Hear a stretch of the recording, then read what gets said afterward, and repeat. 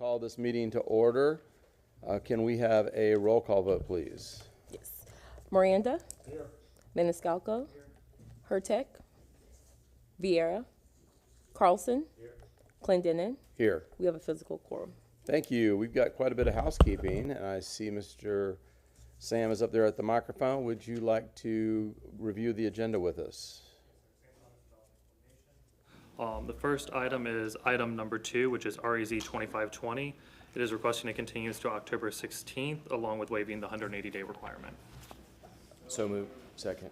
Okay, we have a motion from Councilman Maniscalco, a second from Councilman Carlson. All those in favor say aye. Aye. Opposed? Ayes have it. Ready? Item 3, REZ 2524, and item 4, DRI 2514 823 are requesting a continuance to November 11th, along with waiving the 180-day requirement. Second. We have a motion from Councilman Maniscalco, a second from Councilman Carlson. All those in favor say aye. Aye. Opposed? Ayes have it. All right, item 10, REZ 2530 is requesting a continuance to October 16th, also waiving the 180-day requirement. We have a motion for item 10 from Councilman Maniscalco, a second from Councilman Carlson. All those in favor say aye. Opposed? The ayes have it. Let the record Mr. show- Chairman, if I may, just those items that have been continued, if you just want to ask for the record, if there's anybody in the audience that wants to speak to the request for continuance. You know, I was actually going to do that after we finish the whole thing, and then, oh, I guess, yeah, you're probably right. Yeah, I'm sorry. Thank Is you. there anybody in the audience for the items that we've listed? We've got requests this evening for items 2, 3, 4, 10, and 11 to be continued. Was there anybody that wishes to speak, reference that September continuation 13th? on those items? November 13th. Going once, going twice, gone. Let the record show that Councilman Hurtek has joined the meeting.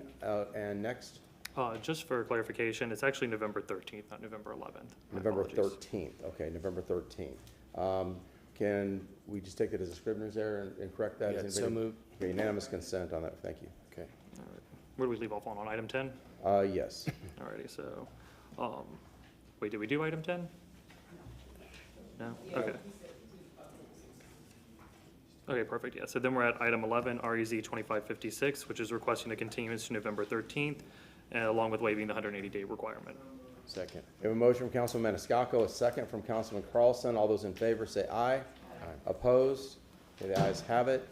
All right. Okay, and then I see that item 12 is, Yes, item 12, REZ 2526 has been withdrawn. Please remove it from the agenda. okay, and then we had a missed notice on a 13. So we have a motion to remove items 12 and 13 from the agenda. Yes, sir. Okay, we have a motion from Councilman Carlson, I'm sorry, Miranda, a second from Councilman Maniscalco. All those in favor say aye. Aye. Opposed? Ayes have it. Those are removed from the agenda. Okay, very good. I would like to open all public meetings. A motion to open public. We have a motion from Councilman Maniscalco, a second from Councilman Carlson. All those in favor say aye. Opposed? Okay, item 1. Who from staff is going to present item 1? There we go. I guess I should make a notice. If you'll look to our right, your left, you will see this is not Marty Shelby. Marty Shelby is at a conference this evening, and Kamaria Mackle has agreed to, Pettis Mackle, excuse me, has agreed to sit in his stead.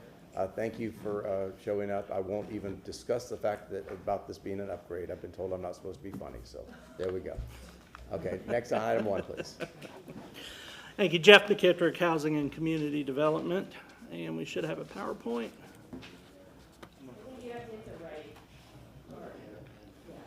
It's coming up. Oh, sorry. So I'm here for our second public hearing for our annual action plan going forward for the FY26 and program year 2025. So we are talking about our sources of funding and then our uses of the funding, our timeline, public input, 30-day public comment period, and then approval by council. So as part of this, we do our consolidated plan, which is a 5-year plan, 2022 to 2026. And we're required to do this every 5 years. We'll do another one next year. And it describes our needs, resources, priorities, and the activities that will be undertaken with federal funding for that 5-year period. Our annual action plan is required on an annual basis. We submit it to HUD every year during the 5-year con plan cycle. This is the 4th year, and this will describe the specific projects that will be undertaken with our federal funding. So we're going to talk about our available funding, applications, we did selection committee, and then recommendations, draft document, citizen participation, and then the presentation to council, submission to HUD, and then the implementation. So our priority needs have been identified as affordable housing, as you're aware, public facilities and infrastructure, public services, as well as economic development, homeless services, and then planning and administration. So the annual action plan provides kind of a summary of what we're going to do with our money and who it's going to go to and how it will address the needs and priorities for the city. So we receive different funding sources: Community Development Block Grant, Emergency Solutions Grant, Housing Opportunities for folks with AIDS or HIV, and then the Home Program. These are our allocations for this year. We take administrative fees off the top, and that varies depending on the different grants. We are administering program delivery and outreach with $431,000, dedicating $3,685,000 to our housing projects this year between our CDBG home and SHIP funding. We have housing counseling, public facilities and infrastructure. We also have public services. We have our HOPWA program, which covers the 4-county area here, ESG, our home CHODO funds, and then our home tenant-based rental assistance. And so for this year, we're going to talk real quick about our CDBG, and CDBG can be used for a variety of activities targeted to low and moderate income individuals, households, and neighborhoods, 80% of the area median income and below.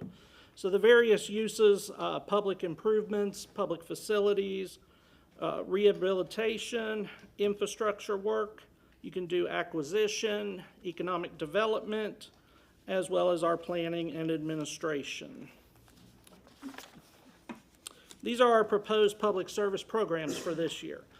Tampa Lighthouse will be allocated $75,000. Our seniors in service, also $75,000. Metropolitan Ministries for $125,000. The CDC of Tampa for $75,000, and then the Hillsborough County School Readiness. So we total $450,000 for our public services. We can only use 15% of our funds for public services from our total grant, so we are limited in that. Our public facilities are going to go to Metropolitan Ministries to replace a shelter roof, and then to Cornerstone for child care center improvements. We only had those two applications, so we do have $850,000 that was unallocated this year. And we may issue a new request for applications to allocate that funding down the road. So our proposed housing counseling programs, these go to our local counseling agencies that help prepare folks for the DARE program that we run. Each of them get $100,000, and they will get that this year. They are all 4 repeat, so they were funded previously. They refer our folks, they refer people to us for the down payment assistance. Our ESG funding provides homeless outreach, street outreach, does the local HMIS system, provides funding to shelters, and, Yeah. oh, I'm so sorry, help operate shelters, provide homeless prevention or rapid rehousing to those on the verge or those who are homeless. And this funding goes to the Tampa Hillsborough Homeless Initiative, and then they will disperse it out through their RFP process. And these are the programs that they have proposed under contract: Dawning Family Services, The Spring, and Catholic Charities. And so our HOPWA program provides housing for folks with AIDS or HIV, and again, we operate this through the 4-county area of Hillsborough, Hernando, Pasco, and Pinellas. And eligible activities include rent, either tenant-based or facility-based, permanent supportive housing, and then you can also do short-term rent, mortgage, utility assistance, and other supportive services. These are the various agencies that are being funded. All of these agencies have been funded in the past. And I won't go through each one unless you want me to.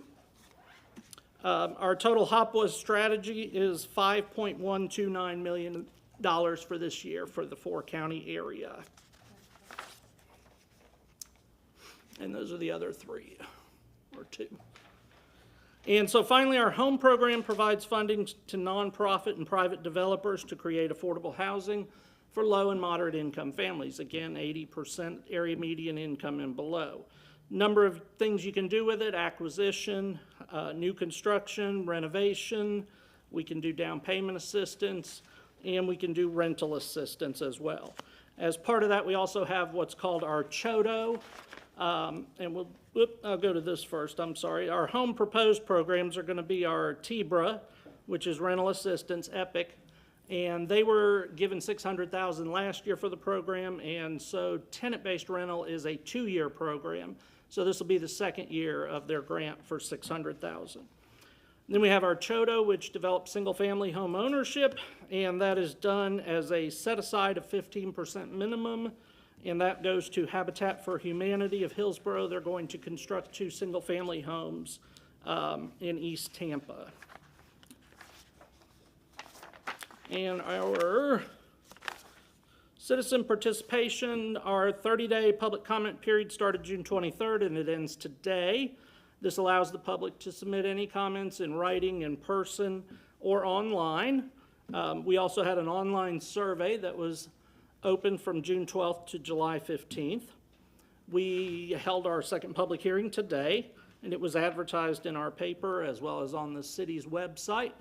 Comments, again, are accepted in person, remotely, via internet, voicemail, email, or telephone. And our calendar, this is, as you see, we are at the July 24th date today. We will be back next week to have the plan approved, the annual action plan, and submit it to HUD by August 15th. And then October 1, the new year begins and all the agreements are in effect with the new agencies. So our public comment period closed today, and again, like I said, we'll be getting our funding agreements out once the plan is approved and submitted to HUD. HUD will approve it, hopefully, and will go into action October 1st. If you have questions or comments, you can come to our office, call us, email us, anything that works for you. Can I answer any questions on this? Does council have any questions?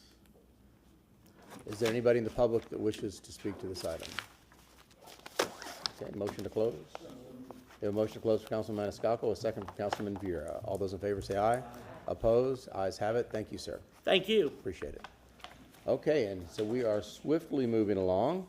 For the rest of the items on the agenda, they require folks that are going to testify or speak to these items to be sworn in. So if you're planning to speak this evening, please stand, raise your right hand, and be sworn in.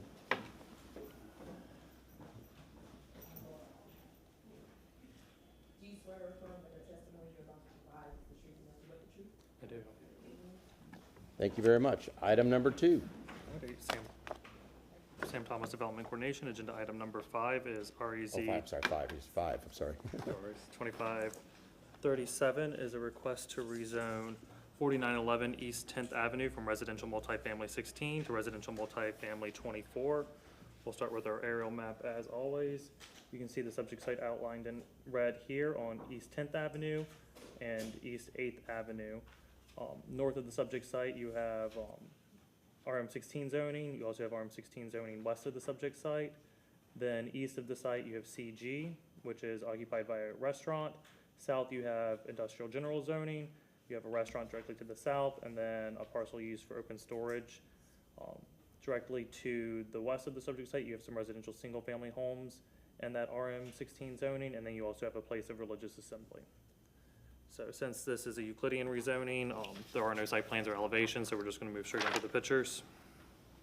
But I did want to mention that the RM16 zoning currently allows for 9 units to be considered on the subject site. With the RM24 zoning, you can be considered for up to 13 units on the subject site. So this is looking south from the subject site on East 10th, so that's the street to the south. This is looking north, or 10th is the street to the north, excuse me. So this is looking north on 10th Avenue. Now we're looking south on 8th. You can see the other drive-through restaurant south of the subject site. This is looking southwest from 8th Avenue. Now we're looking south on 10th Avenue at the subject site. Looking north on 8th at the subject site. And now we're looking west on 10th Avenue. The subject site would be over here on the corner. This is the place of religious assembly that I pointed out on the map. So with that, development review and compliance staff have reviewed the application and found the request to be consistent. I'll turn it over to Danny unless there's any questions. Any questions? Mr. Thomas? Good evening, Danny Collins with your Planning Commission staff. I was sworn in. This case is within the Central Tampa Planning District. The subject site's located in the coastal planning area, specifically Evacuation Zone E. It is recognized under the Community Commercial 35 designation, which is a medium density mixed-use plan category. That category is present along East 10th Street to the east of North 50th. It transitions to light industrial. We have light industrial to the south, and then further south we have heavy industrial. We have residential 20, just a block to the northwest of the site, as well as some public, semi-public land. I'm sorry, this is, I believe this is Community Commercial 35 to the north. The Planning Commission reviewed the request and found it consistent with a number of policies in the comprehensive plan. The RM 24 zoning district can be considered in the CC 35 designation. Part of the city's planning and housing strategies is to accommodate current and future population demands by using land use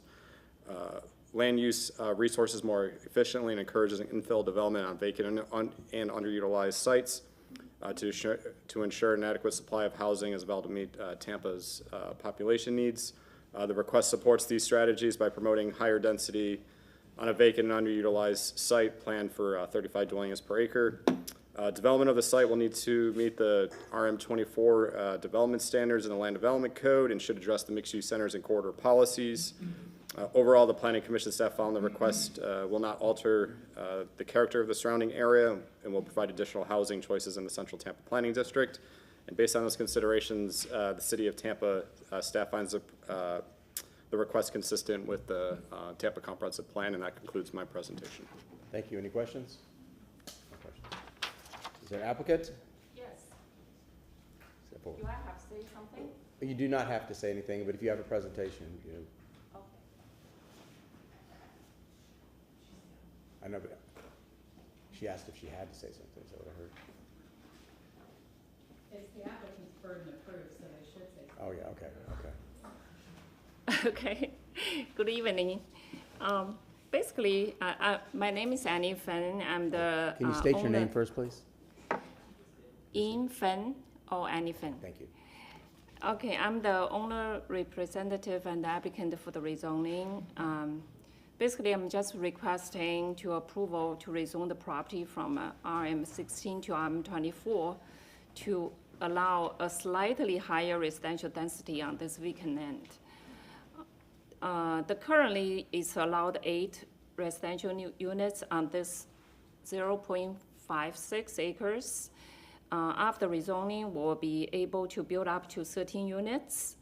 With the increase of 5 additional units, make the project more economical, feasible, supporting construction cost, infrastructure investment, and the long-term maintenance while providing additional housing choices in the area. The purpose increase in the the proposed increase in the units allow the project to be financially more feasible because the small multifamily developments with fewer than 10 units often struggle to cover development costs. And also, the increase will support the city goals of encouraging infill development on vacant, unutilized sites. Furthermore, this increase will create more housing opportunities for residents in a central transition accessible location. And also, as the staff already stated, the rezoning is compatible with the surrounding neighborhood and also compatible with the community commercial 35 future land use. So in summary, I'm just respectfully request for your approval for this rezoning to support the responsible development, infill, housing goals, and the economy vitality of the community. Thank you so much for your consideration. Does council have any questions? How many units was it again? Right now, it's allowed up to 8 units, but after rezoning to the RM24 will be up to 13 units if all the development standards meets. Thank you very much. Up to 13 units after the rezoning. I'm glad to see development in this area. My grandfather bought his first house 60 years ago up the Really? street from there for $100 down and $56 a month mortgage. Oh my God. I have the papers, and the house is still there. But I'm glad I go through that area always, and it's a forgotten part of town. So I'm glad to see this kind of development there. Thank you. Councilman Miranda? No, none, I just, Okay. listened to Mr. Maniscalco speak. Okay, very good. Well, thank you very much. Is there anybody in the public that wishes to speak to this item? Can we get a motion to close? Second? We have a motion to close from Councilman Maniscalco, Thank a you. second from Councilman Miranda. All those in favor say aye. Aye. Opposed? Ayes have it. Councilman Carlson. I'd like to move number 5, file number REZ 25-37. Ordinance being presented for first reading consideration. Ordinance rezoning property in the general vicinity of 4911 East 10th Avenue in the city of Tampa, Florida, and more particularly described in section 1 from zoning district classification RM 16 residential multifamily to RM 24 residential multifamily, providing an effective date. Okay, I've got a motion from Councilman Carlson, a second from Councilman Vieira. Was it loaded up, or do we have a roll call vote? Okay. Okay. Voice vote. All those in favor say aye. Aye. Opposed? Ayes have it, unanimous. Motion carried unanimously. Second reading and adoption will be held on August 28th, 2025 at 10 a.m. at the Old City Hall, located at 315 East Kennedy Boulevard, 3rd floor, Tampa, Florida, 33602. Thank you. Moving on to item 6. Sam Thomas Development Coordination.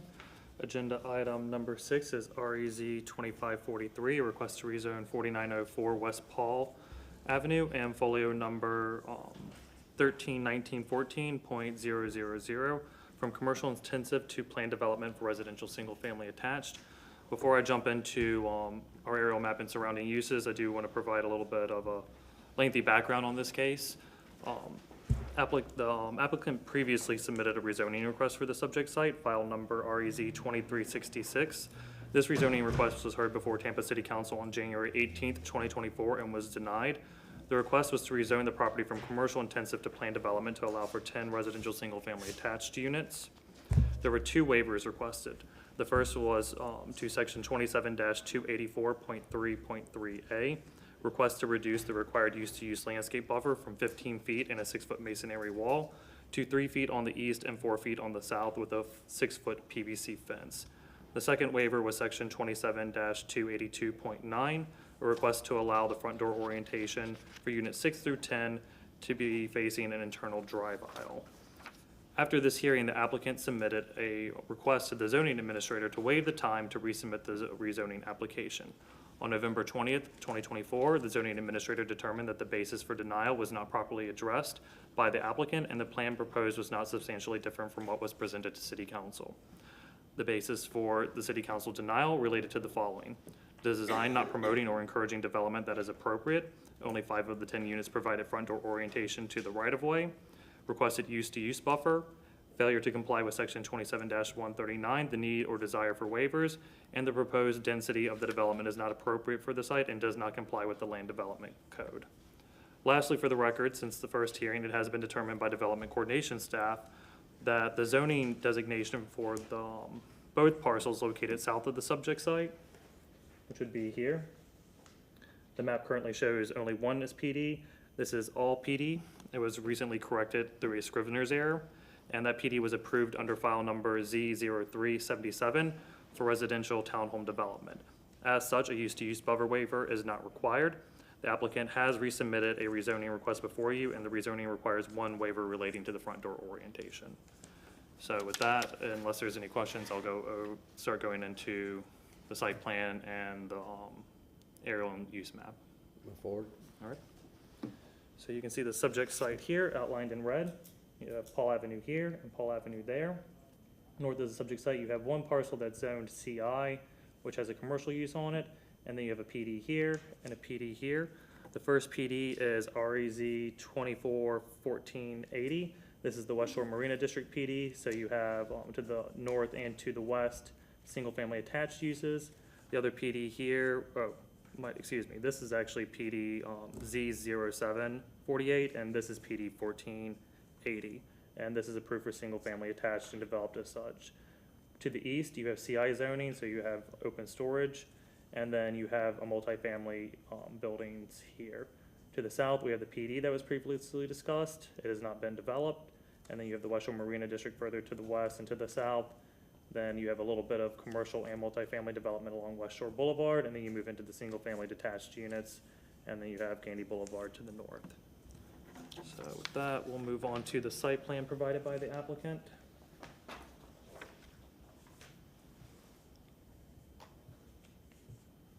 So the applicant is proposing two structures with a total of 10 single-family attached units. You have units 1 through 5 oriented to the north along West Paul Avenue. Then you have a sidewalk connection along Paul Avenue that will connect to a 5-foot sidewalk along this portion of Paul Avenue. The front doors are located here for each unit.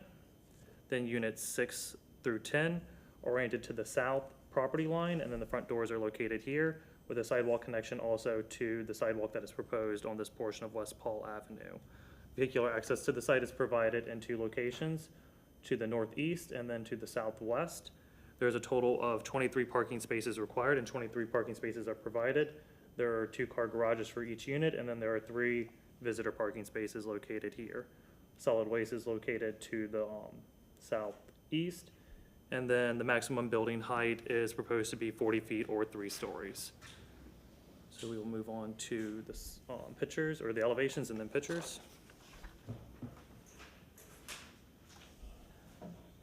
Here are the elevations provided by the applicant.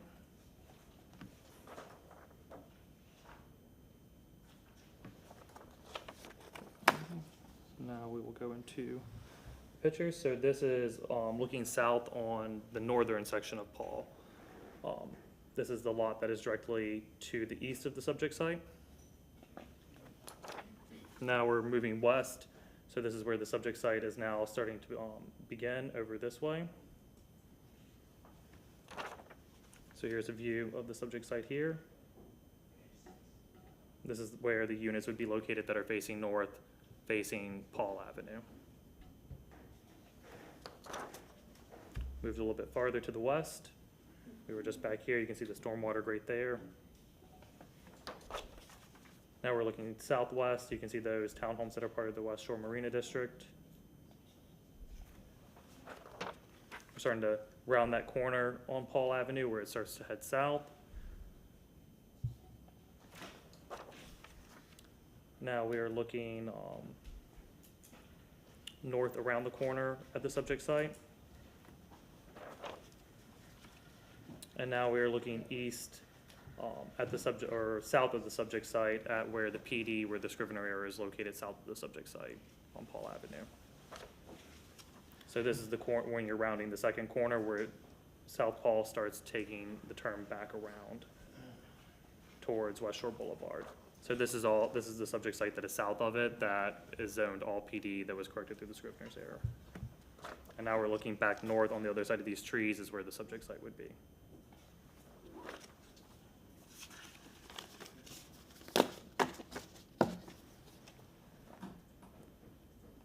Here is the site plan again.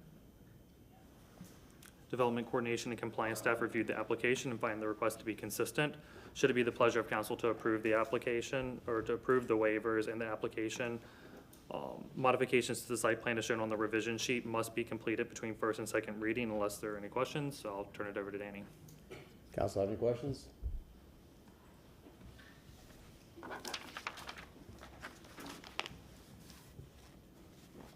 Danny Collins, with your Planning Commission staff. I was sworn in. This case is in the South Tampa Planning District, more specifically in the Gandy Sun Bay South neighborhood. It is within the Colsa Izard area. It's within Evacuation Zone A. The site is designated UMU 60, and that designation surrounds the entire site. Overall, the Planning Commission staff found the request comparable and compatible with surrounding area. As Sam noted, there are townhomes directly to the north and west of the site.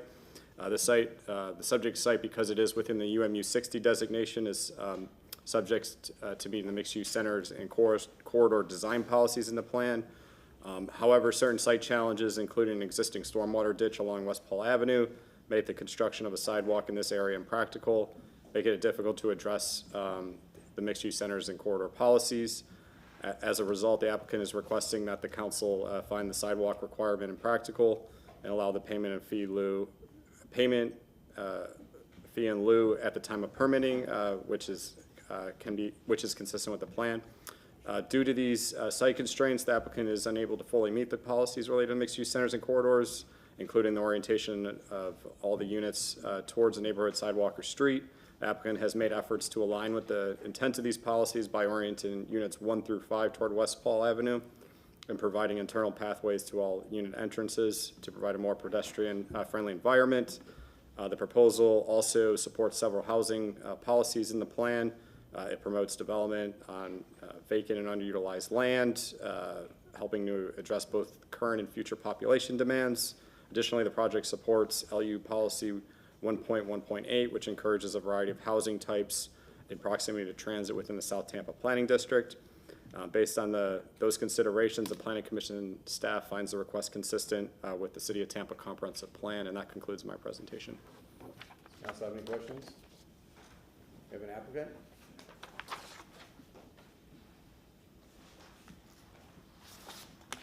Good evening, Council. Good evening. Thank you for your consideration. I was going to, Start with your name. Steve Michelini, representing the petitioner. Thank you, sir.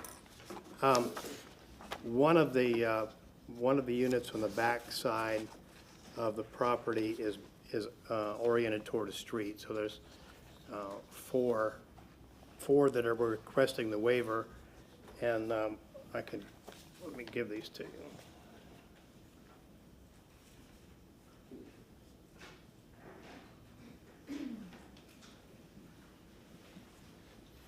So in order to mitigate the request for that waiver, we're providing this elevation to demonstrate how we're going to have an attractive attachment for those 4 units that can't face the right-of-way. So that is consistent with your other guidelines regarding the garden-style connection that makes it attractive, and also it connects to the right-of-way along Paul. This has a land use designation of UMU 60, which is 60 units to the acre.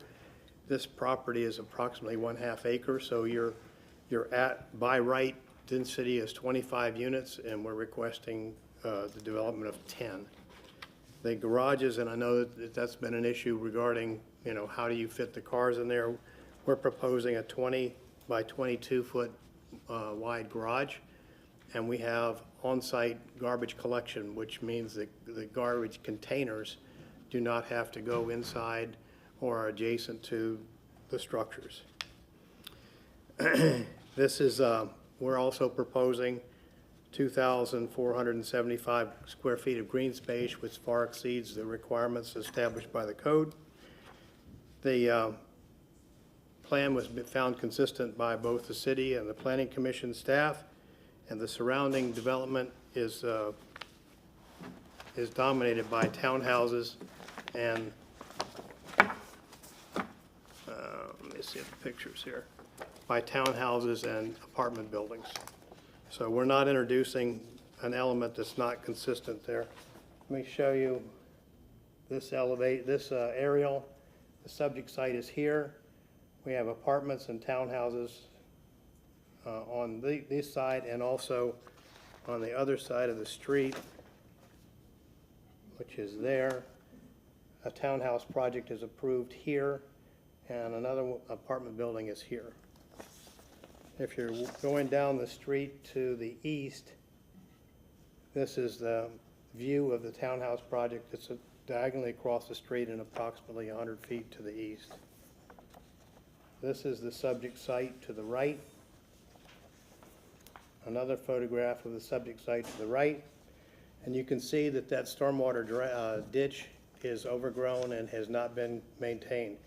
Part of the improvement that will occur here is that that drainage system will be improved, restored, and we will be installing reinforced concrete pipe so that we don't have the issues regarding a plugging up of that drainage system. This is immediately to the west. This is to the west and to the north.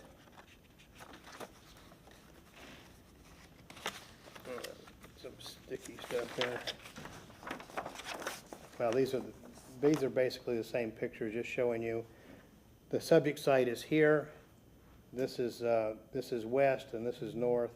So we're not establishing any kind of new precedent here. And it is less than half of what would be allowed by density by right.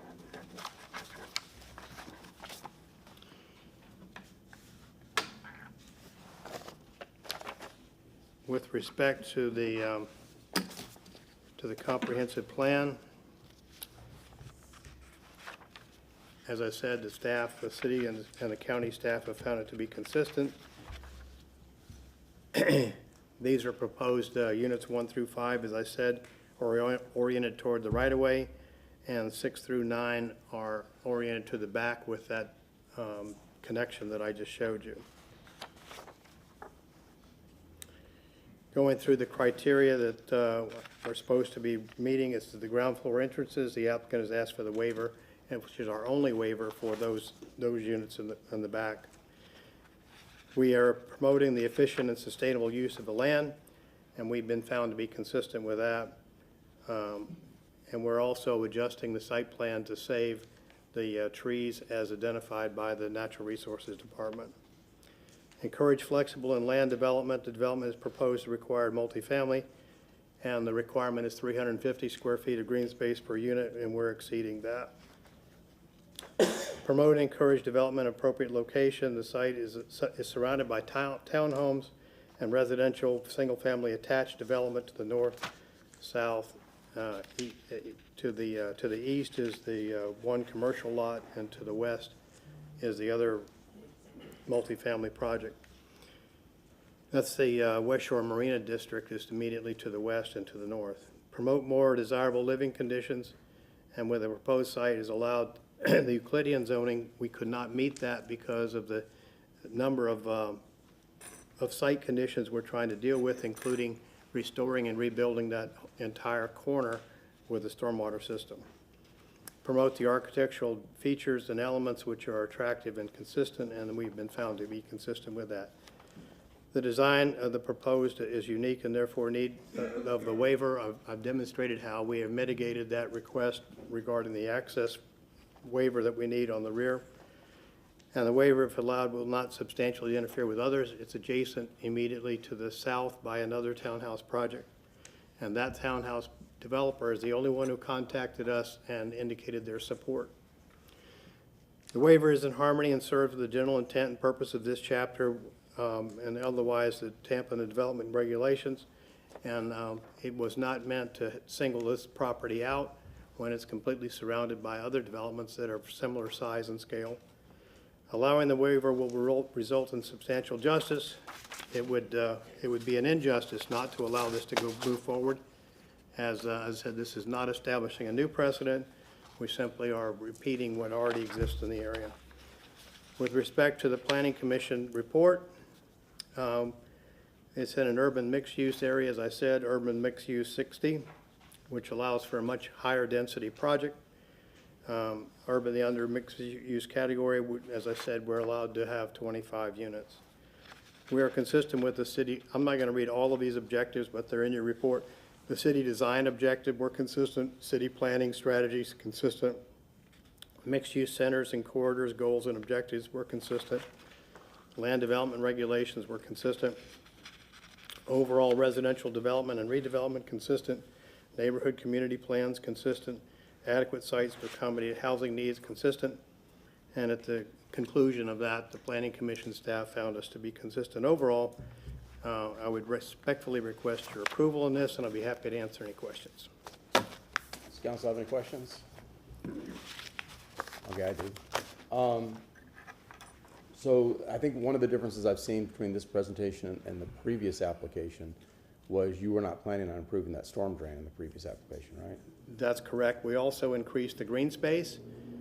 We provided additional buffers on the south side, and we modified the access so that it was consistent. And I have the turning radius plans, which we did not have before, which shows that you can make the turn for the solid waste department to access this solid waste container here.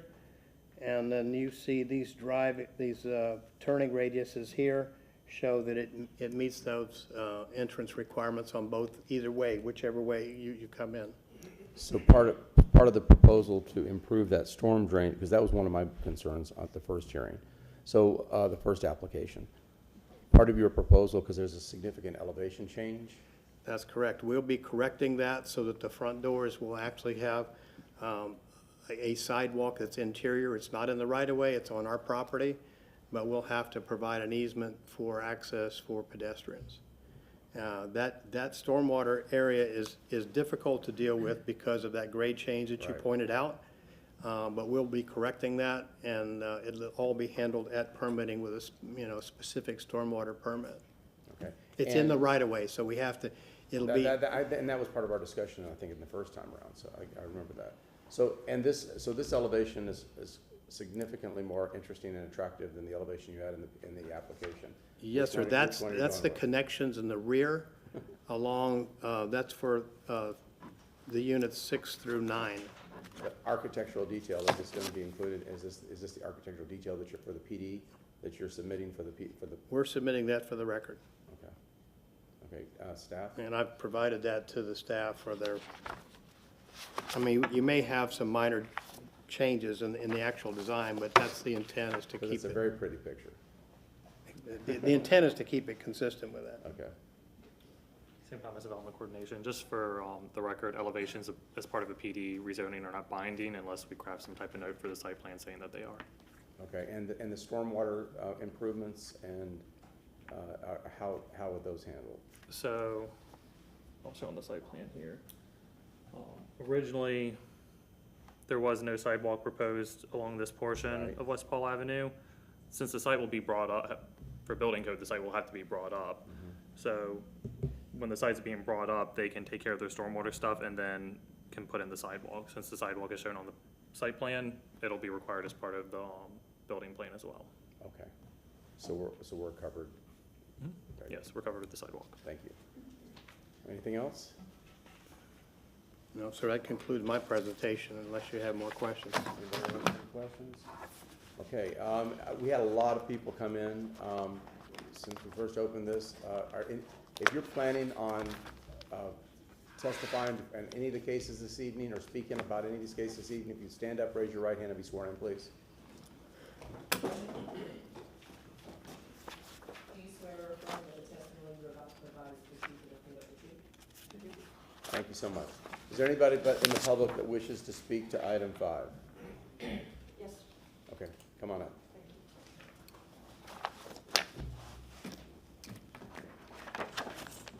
Oh, I'm sorry, item 6. I gotta be better at crossing these things out. Hi. Good afternoon. My name is Lottie Rogers, and I am speaking not only as a realtor of 25 years in South Tampa, but I'm also a homeowner in the area. I've been a resident there since 2003.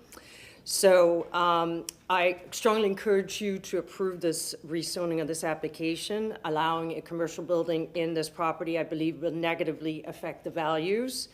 And it is consistent with the surrounding areas, so I hope you'll approve it. Thank you. Thank you so much. Is there anybody else who wishes to speak on this item? Well, hold on. Come on up.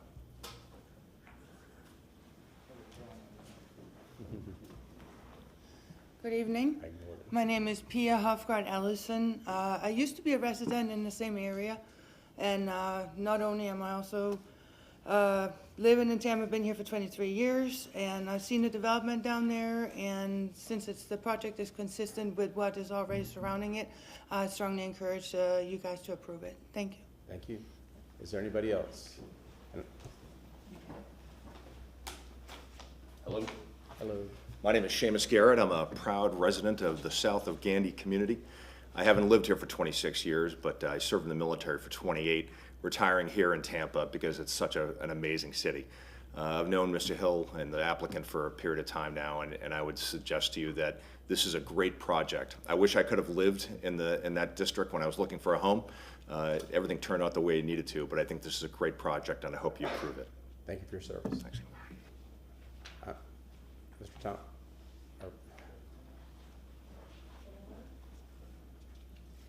I'm assuming that you're not going to want to rebuttal after all the glowing. I'm just going to say thank you for your consideration. Okay. Did you have something to add? Same time as development coordination, just for clarification, would council like staff to craft some type of note to make the elevations binding for the south side? Would that be amenable with you? They should be considered to be schematic, and But- those but are not still- architectural drawings. It's still Those are, consistent with what the proposal will be? yeah, they'd be schematic. That's the phrase. They'll be similar to that, depending upon how the architect actually designs and draws them. But that's the intent, yes. Kate, is that sufficient? We'll add a note to the site plan. Thank you. Very good. Thank you so much. Appreciate St. Thomas that. Development Coordination, when the motion is made, can that be included along with the revision sheet? I would say we also have a revision sheet, yes. Yes, thank Okay, you. very good. Okay, and applicant, would you like to say anything else? No, thank you. Respectfully request your approval. So you learn to quit when you're ahead, is that? Okay, we have a motion to close from Councilman Maniscalco, a second from Councilman Hurtak. All those in favor say aye. Aye. Opposed? Ayes have it. Councilman Vieira, there's a revision sheet and the note to be attached. Yes, sir. I hereby move an ordinance with a revision sheet and the ordinance, REZ 2543, presented for first reading consideration, rezoning property in general vicinity of 4904 West Paul Avenue, folio number 131914-0000 in the city of Tampa, Florida, more particularly described in section 1 from zoning district classification, CI commercial intensive to PD planned development residential single family attached, providing an effective date. Do we have a motion from Councilman Vieira, second from Councilman Maniscalco, Councilwoman Hurtak? I just want to say, I appreciate the thoughtfulness and the changes and the consideration. We're seeing that a lot more, and that's a good thing. So just like to give credit where it's due. Okay, all those in favor, I'm sorry, Sorry, Kamaria Pettis-Malka from the legal department. Was that a motion with the revision sheet and the note? and the note. Yes, it was. Thank you for that. Okay. All those in favor say aye. Aye. Opposed? Ayes have it. Thank you, counsel. And Okay, before we move motion- on, I need to, oh, sorry, go ahead, I'm sorry. Motion carried unanimously. Second reading and adoption will be held on August 28th, 2025 at 10 a.m. at Old City Hall, located at 315 East Kennedy Boulevard, 3rd floor, Tampa, Florida, 33602. Thank you. I still haven't adopted this pattern of doing things, so I need to clean up our continued cases. Items 2, 3, 4, 10, and 11. I need to state that they are continued to the respective dates and will be heard at 5:01 p.m. at 315 East Kennedy Boulevard at 33602. Second. Thank you. Okay, let's. Did you announce the second reading date yet? She did. I'm sorry, I missed it. Can you restate the date? Second reading and adoption will be held on August 28th, 2025 at 10 a.m., located at Old City Hall, 315 East Kennedy Boulevard, 3rd floor, Tampa, Florida, 33602. Mr. Thomas. St. Thomas Development Coordination, agenda item number 7 is REZ 2546, a request to rezone 1901 West Platt Street, 211 and 213 South Fremont Avenue from commercial general and residential multifamily 16 to planned development for residential single-family attached. We'll start with our aerial map here. Here is the subject site outlined in red on Fremont and Platt Street. The subject site is located in close proximity to the Hyde Park National Historic District. Just on the other side of Fremont, you have the Hyde Park National Historic District, and then on the other side of the alley here. Directly south of the subject site, you have CG zoning along Platt Street with some commercial strip center here. To the east, you have a planned development, which is PD Z01119, which is approved for a restaurant. And then you also have a single-family detached homes and then a semi-detached home. To the north, you have single-family semi-detached and detached homes. And then to the west, you also have RM16 zoning and CG zoning, and that is developed with residential multifamily development. As you move to the east on Platt, you have some PDs that are approved for multifamily development. And then to the south, you have a mix of PDs and residential multifamily zoning that has single-family detached homes, single-family attached, and semi-detached uses, and then multifamily as well. Along north of Platt Street, you mainly have single-family detached and semi-detached versus that there's attaches to multifamily, bigger multifamily uses. So we'll go into the site plan provided by the applicant now.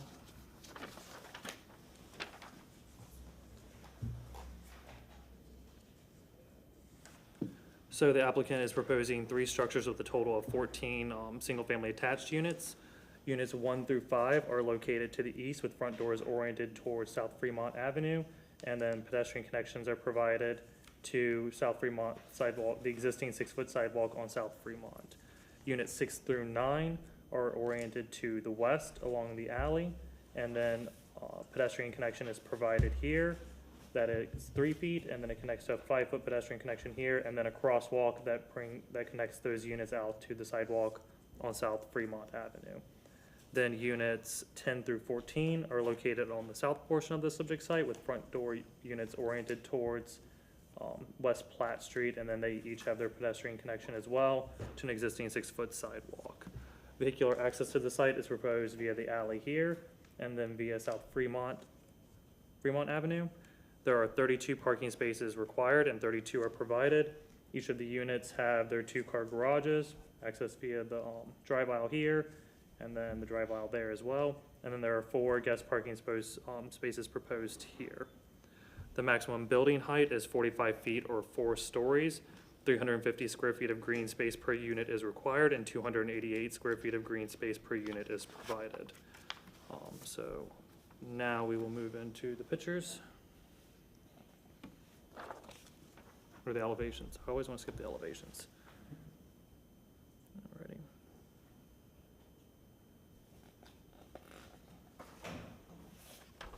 And then here's your alley ones, and then your Platt Street.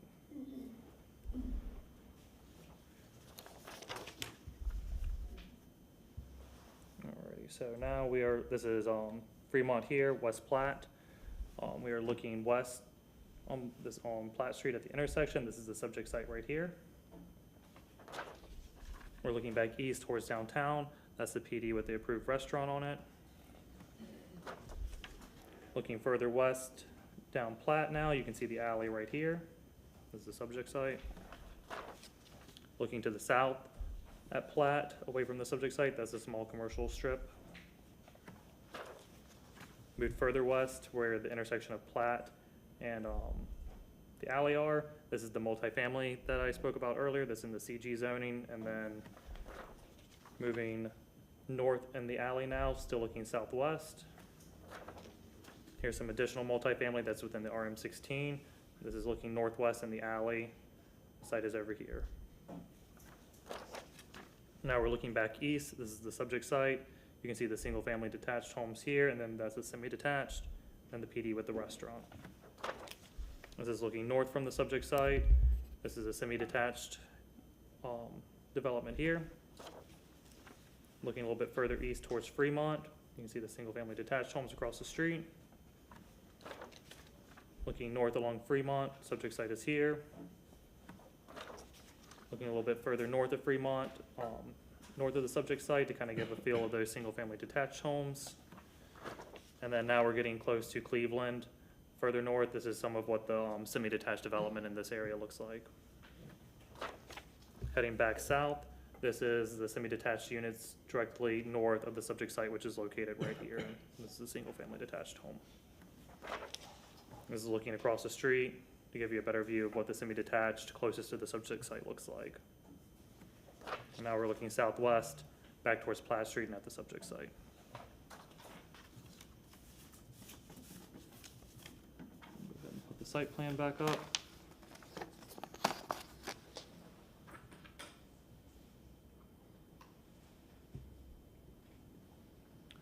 Development Coordination and Compliance staff reviewed the application and find the request to be consistent. See the findings from Natural Resources, Planning Commission, and Development Coordination. The requested use of single-family attached is appropriate in location, but the scale and massing of the 45 feet or 4-story structures are out of character with the development pattern on this block and the block adjacent to the alley.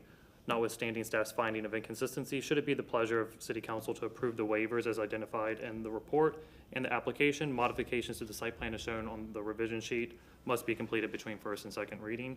I'm available if there's any questions, and if not, I'll turn it over to Danny. Any questions? Mr. Collins?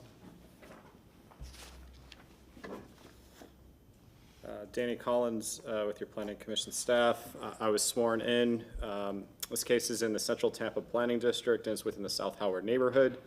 The subject site's within Evacuation Zone C. It currently has two future land use designations. On the south side, we have CMU 35, and then on the north side, it's residential 20. CMU 35 is predominantly found along Platt Street and Packard Avenue over here. The applicant is utilizing LU policy 5.1.6 to proportionally weigh the density across the entire site through a planned development zoning district. If approved, the Planning Commission staff requests that the applicant add a note on the site plan between first and second readings indicating that they are utilizing LU policy 5.1.6. The subject site is located within a mixed-use center and corridor and is subject to meeting the relevant design standards. These areas are intended to support walkable, pedestrian-oriented development that enhances the public realm. However, the proposed site plan does not meet several key design principles outlined in the plan. Specifically, it does not align with policies that promote pedestrian-oriented development and active street frontages. As proposed, units 6 through 9 face an alley, and there is no sidewalk connection along the northern property line to link the northern buildings. The only pedestrian connection between units 1 through 5 and 6 through 9 crosses over a drive aisle, which is inconsistent with policies that call for safe, direct pedestrian access, promote multimodal connectivity, and aim to reduce pedestrian vehicular conflicts. While the comprehensive plan supports infill development and increased housing supply, it also places a strong emphasis on context-sensitive design and compatibility with the surrounding development pattern. The current proposal does not reflect the established surrounding development pattern. It lacks the pedestrian orientation, street-facing design, and site integration expected within the mixed-use centers and corridors.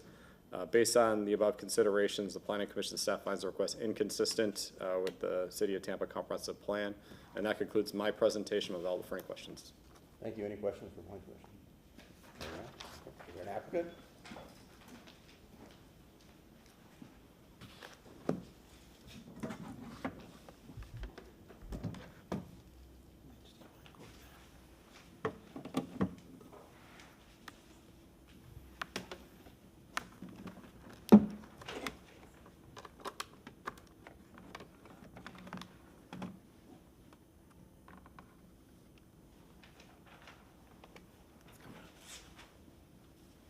Start with your name, please. Yep, Ralph Schuler, JV Architect at 2401 North Howard Avenue. I have been sworn. Thank you.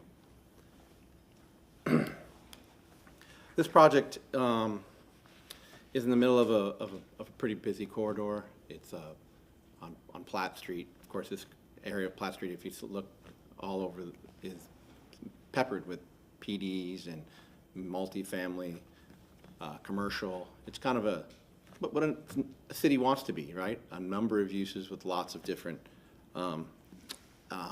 housing stocks. We have some single family, we have some semi-detached, we have multifamily, we have some pretty good size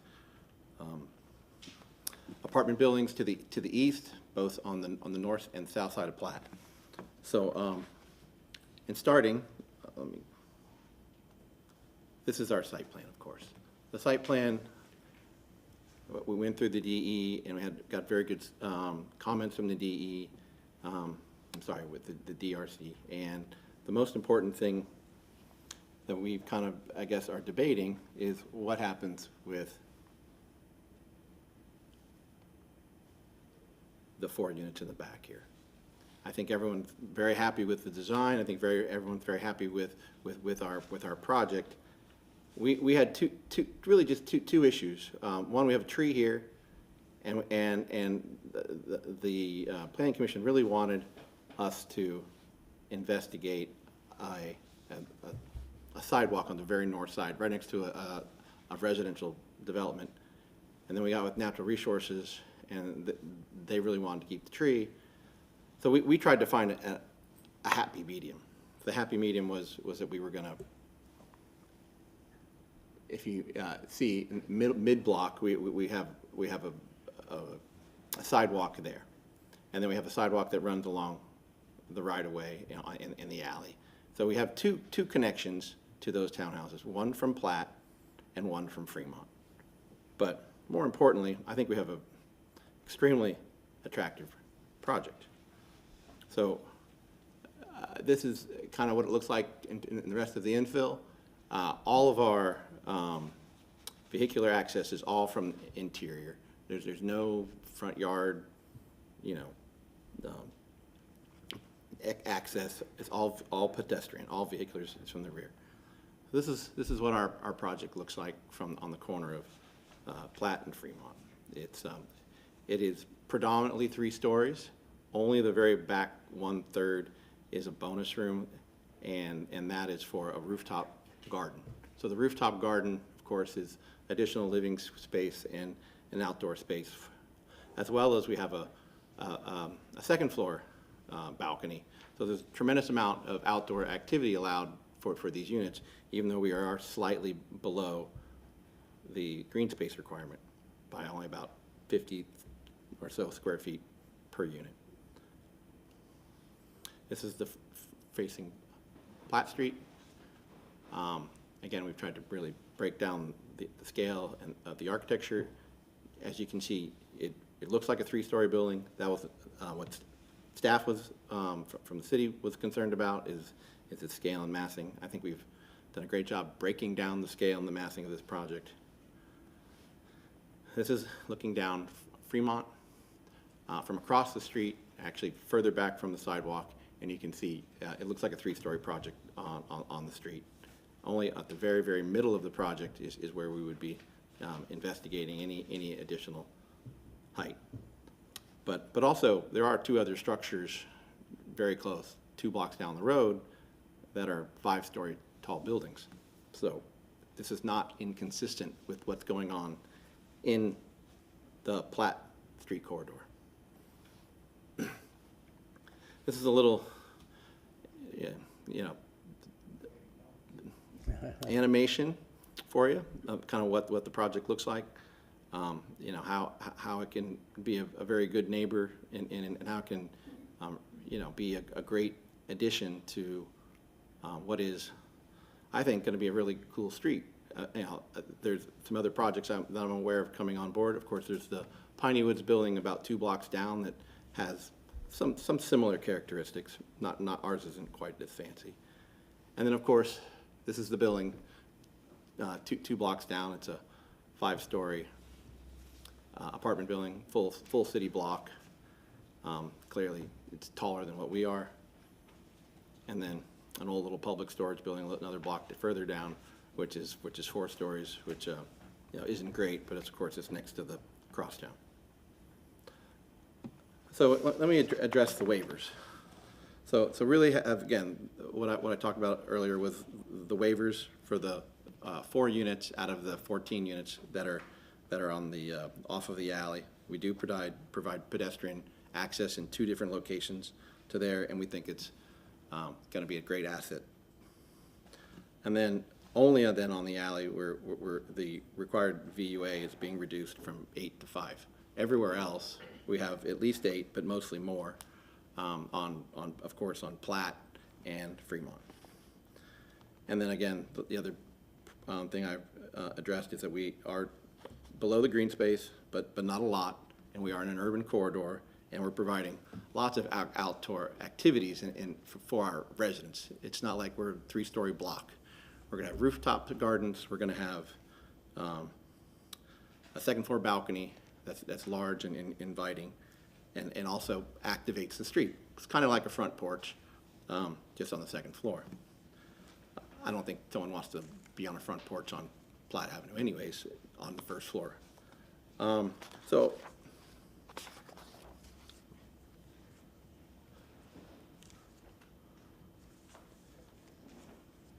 again,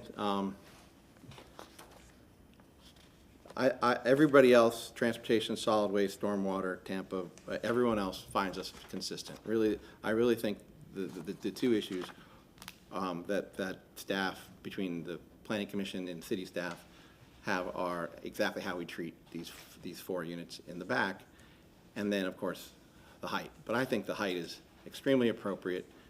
We've broken the scale down that the height is only centered in the center of this block. Again, 99% of the time you only see a 3-story building, and that is really an integral part of the design to get you to have a small space in the back that you can use while you're enjoying your rooftop garden.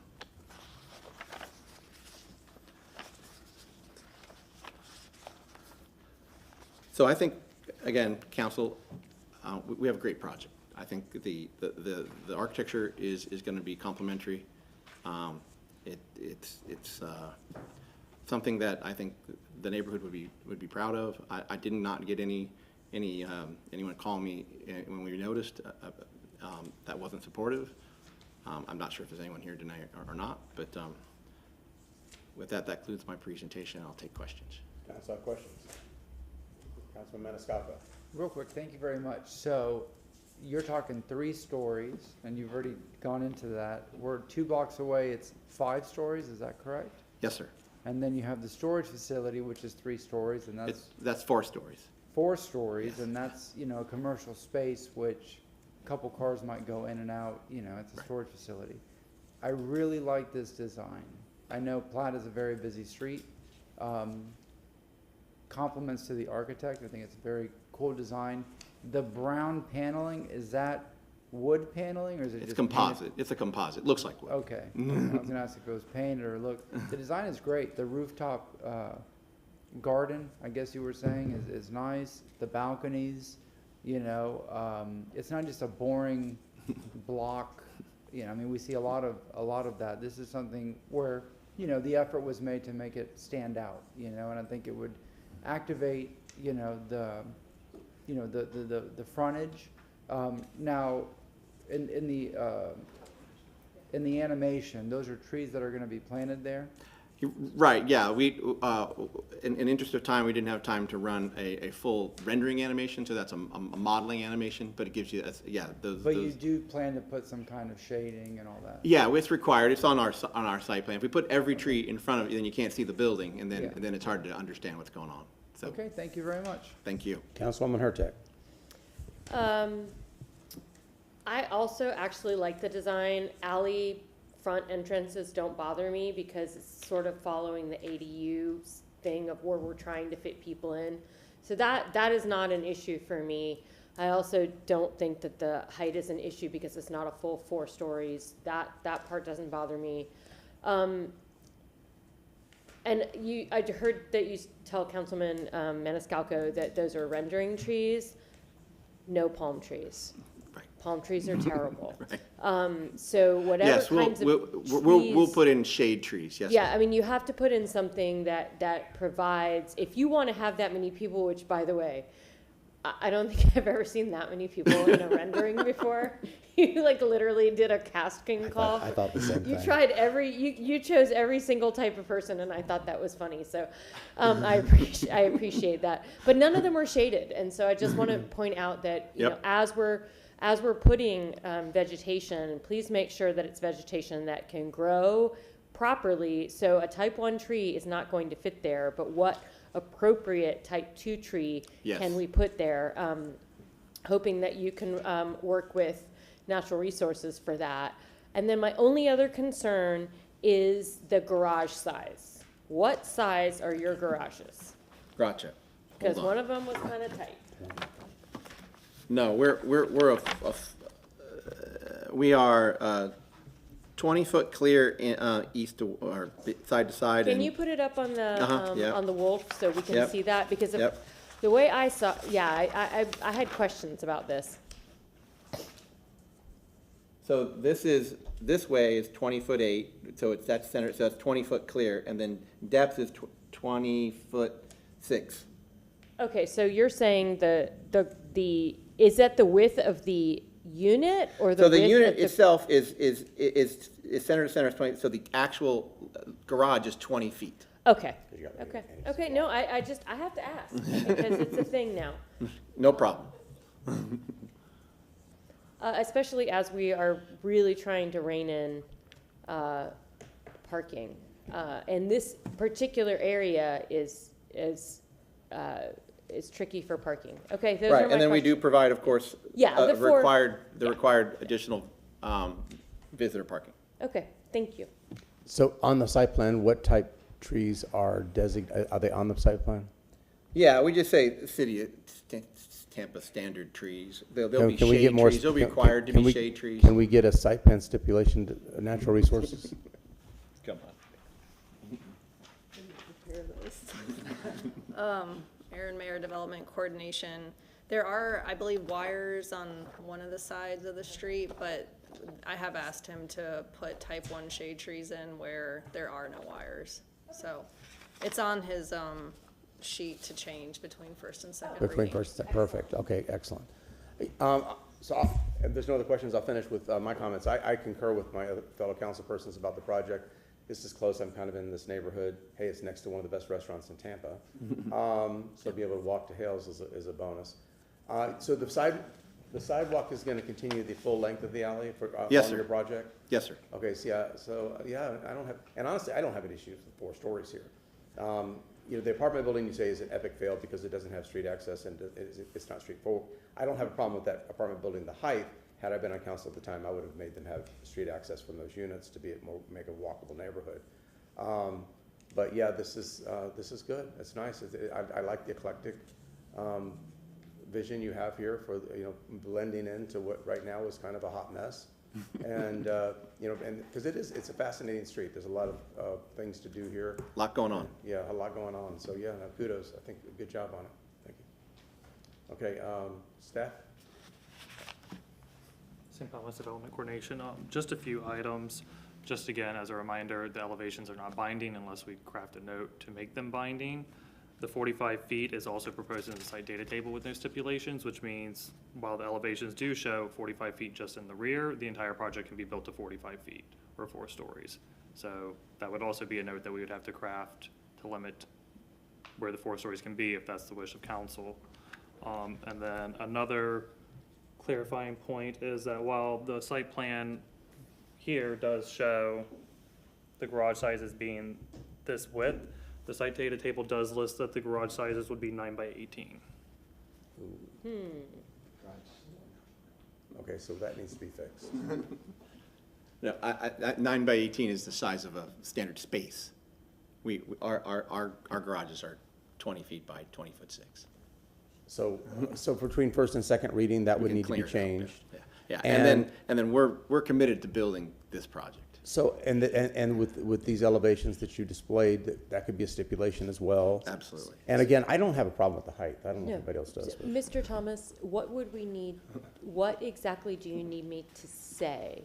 Yes, ma'am. Just between first and second reading, to have the site data table modified to remove the 9 by 18. Site And then, data table. and then we would need a note to make the elevations binding, and then a note regarding where the 45-foot max building height can be for the 4th story. And then I can work with Kate based on those motions to craft those notes. I missed the last one, so the elevation's binding, and then, Where the building can be 45 feet at. So basically making sure that 45 foot where the 4th story is set Mhm. back like it's shown in the elevation. okay, Don't need where to a be that building can be specific. 45 foot. Okay, got it. Okay, any other further questions? Okay, is there anybody in the public that wishes to speak to this item? We have a motion to close from Councilman Maniscalco, a second from Councilwoman Hurtak. Councilwoman Hurtak.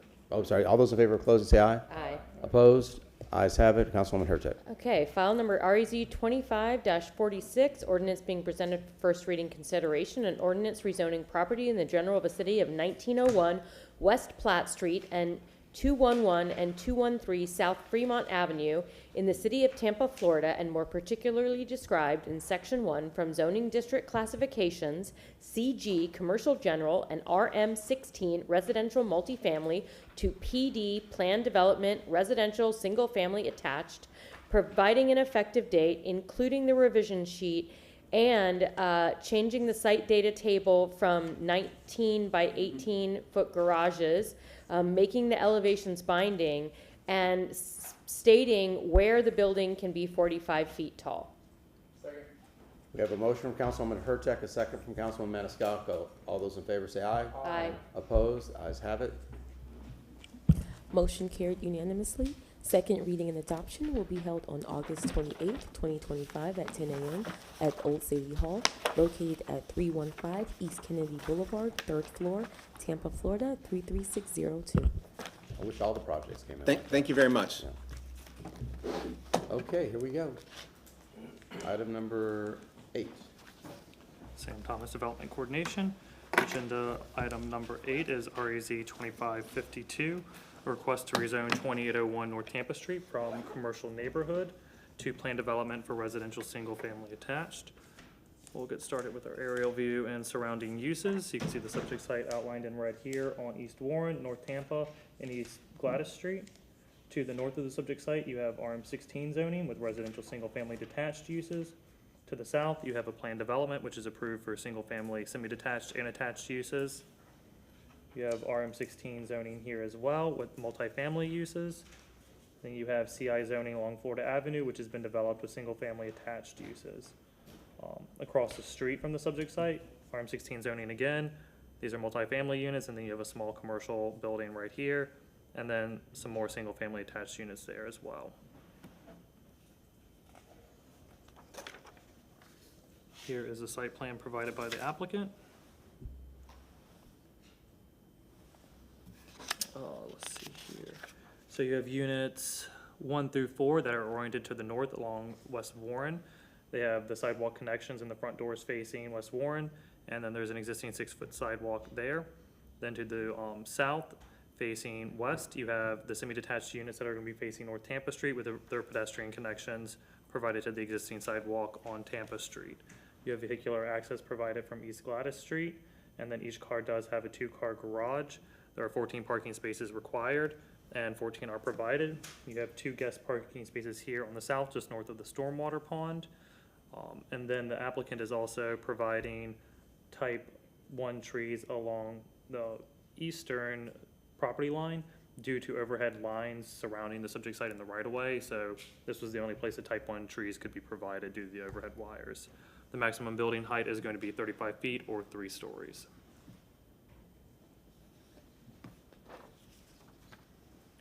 Here's the elevations.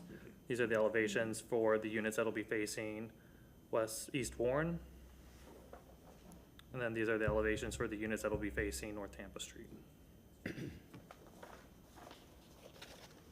jump into our pictures now. So this is looking north on Warren. Subject site would be right here. You have your single-family detached units across the street. And then this is the multifamily structure to the east of it.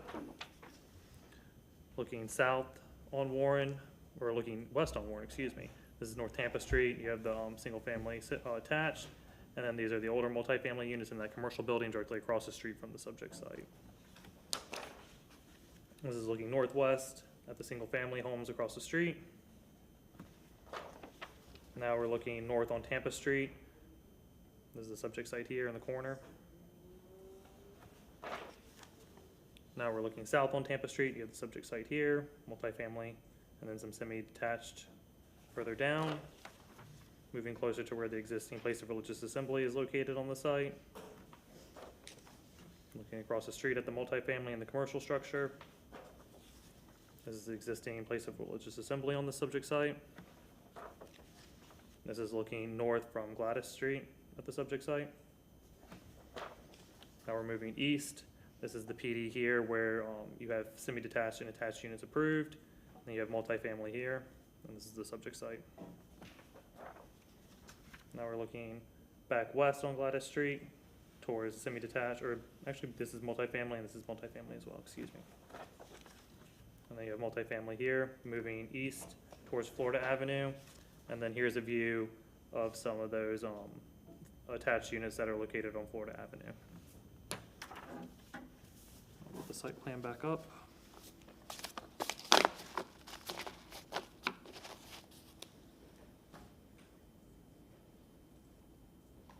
Development review and compliance staff reviewed the application and find the request to be consistent. Should it be the pleasure of council to approve the application, modifications to the site plan between first and second reading as shown on the revision sheet must be completed between first and second reading. Unless there's any questions, I'll turn it over to Danny. Sorry, I could not get that to focus. That's okay. Any Anybody have questions? any questions? Hearing none. Planning Commission. Danny Collins with the Planning Commission staff. Our next case, this case is in the Central Tampa Planning District, and it's within the Tampa Heights Urban Village. The subject site's within Evacuation Zone E. It's within the Residential 20 designation, which is also to the northeast, south, and west of the site. It is approximately 1 block west of North Florida Avenue, which contains CC 35 designated parcels.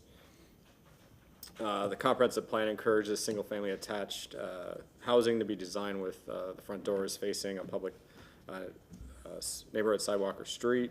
The proposed PD aligns with this policy directions, with units 1 through 4 oriented towards East Warren Avenue and units 5 and 6 facing North Tampa Street. Furthermore, the comprehensive plan supports residential infill, particularly in areas within proximity to commercial services. The surrounding area has a broad range of services and employment opportunities along North Armenia Avenue. By introducing single-family attached homes on this portion of West Fig Street, the proposed development, by introducing single-family homes on the site, the proposed development contributes to a diverse housing mix and supports the compact city form envisioned by the plan. The request also supports the plan's housing policies by contributing to the city's overall housing supply, particularly within the Tampa Heights Urban Village. The comprehensive plan directs the greatest share of growth to the urban villages. Based on those considerations, the Planning Commission staff finds the request consistent with the City of Tampa comprehensive plan, and that concludes my presentation. Thank you, Mr. Collins. Any questions? Hearing none. Applicant.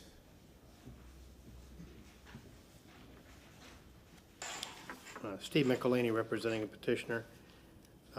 This has a land use designation of residential 20, which is anticipation of higher densities beyond single family. We looked at the aerials and the site plan. You can see that this area is surrounded by multifamily and townhouse projects. This is an aerial showing the subject site. These are duplex townhouse style. Down here you have the same thing, and this was approved for another townhouse project. This is a little closer view showing you the same orientation. And this is the proposed subject site for redevelopment here. The intensity of this site is for religious assembly, which is very intense. The project that we're proposing will be less intensive. Subject site is on the right side, townhouses across the street. This is located on a transit corridor, which is according to your discussions and policies, where you're trying to encourage other types of development that transition between the single family, which is further to the east, and the allowance of a multifamily and townhouse projects along those corridors. The site is approximately 15,000 square feet. We're providing 2,533 square feet of green space, which exceeds the requirements. The circulation is internal to the site,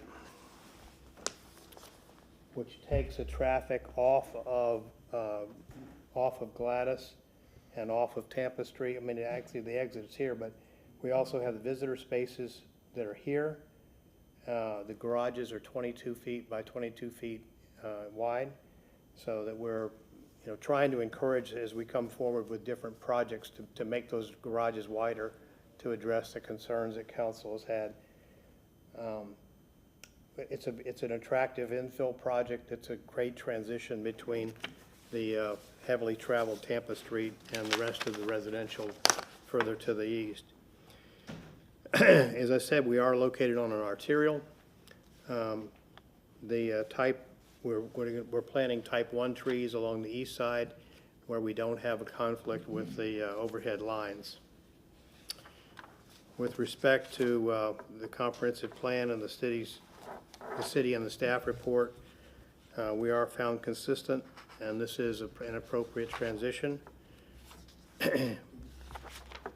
With respect to the criteria that's provided that you have to meet for PDs, promote the efficient and sustainable use of land, and this is a reduction in intensity, and it provides for needed housing.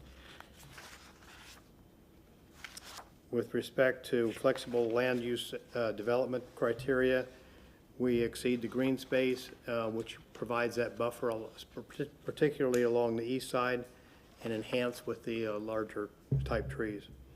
Promote the encouragement of development where appropriate of location and character.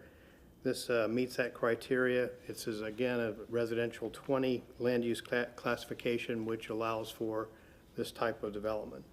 Promote desirable living conditions. We think that we've provided that. We're also, all of the accesses are fronting rights of way. And so there is no waivers that are being requested. The architectural features are consistent and no waivers are being requested. So with respect to the Planning Commission report, again, I'll just read the highlights of the different criteria that we've been found consistent with. The goals and objectives with the City of Tampa Comprehensive Plan, goals and objectives with policies of the Tampa Comprehensive Plan of City Design.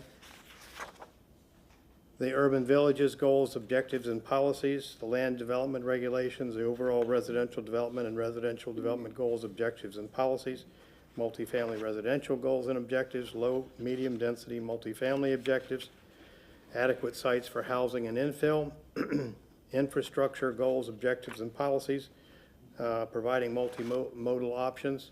I forgot to mention that we do have a bus stop within a quarter of a mile of this site, which is going to encourage the use of transit. We're proposing 6 units on this site, which is consistent with the land use designation. I'll be happy to answer any questions. Councilwoman Hurtak. Thank you. And again, this is a lovely development from site plan wise, but I didn't hear any mention of the Tampa Heights overlay. The renderings were kind of bare. I mean, it's no this. As we go through the process, Councilman, we will be subjected to the Tampa Heights overlay, and so those elevations, again, they are representative in their schematic. They're not final. So urban design will have to sign off on all of those design criteria and consistency with Tampa Heights. Okay, because you have a chance, the PD that we approved just south of it has porches, like wraparound. I mean, it's, so I remember that very distinctly because it was the beginning of some of the change of the architectural features. So just wanted to make sure I mentioned that, and just because I hadn't heard the Tampa Heights overlay. But appreciate the one-way in, the keeping off of Tampa and Warren. And the visitor spaces being off of the side, off of the street, so Yep. your on-street parking is minimized. Exactly. And so just wanted to ask about that. Thank you very much. I'm sorry, I forgot to mention the Tampa Heights overlay. My bad. That's okay. It's newish, so. So, anybody else? So, exactly what Councilwoman Hurtak said on the thing. And this one, if anybody's listening to this, and since you bring probably at least 50% of these things to us, I think when you're, especially for these PDs, because you know how I initially came in on our PDs, but I'm starting to warm up to some of the ideas, but when you present it as an entire package, including these design elements as a PD, because you're asking for something that's, you know, not a given, I think it's important to really kind of sell us on those elements that are maybe not so black and white. For, you know, so it's good to have those design elements included in those PDs so that we can look at and have it binding so that we know. And maybe we're willing to give an inch here when we're going to get an inch over there, you know. So it's, I like seeing those things. It's a shame that we don't have underground utilities along this corridor, because what you could do and how livable this would be with a nice sidewalk and underground utilities and trees along that area, and say that some of these redevelopment areas. That's not your business, but otherwise, I echo what Councilman Hurtak said. It's a good project. Thank you. I can certainly take that suggestion back to the developer and recommend that they consider underground utilities. Okay, anything else? Sure, now you sound like me. I'm pushing along. Is there anybody in the public who wishes to speak to this item? Okay, we have a motion to close from Councilman Hurtak, a second from Councilman Vieira. All those in favor say aye. Aye. Opposed? The ayes have it. Councilman Maniscalco. Thank you. I have an We ordinance. have a revision sheet too, by the way. Yes. An ordinance rezoning property in the general vicinity of 2801 North Tampa Street in the city of Tampa, Florida, more particularly described in section 1 from zoning district classification CN, commercial neighborhood, to PD plan development residential single family attached and semi-detached, providing an effective date and including the revision sheet. Second.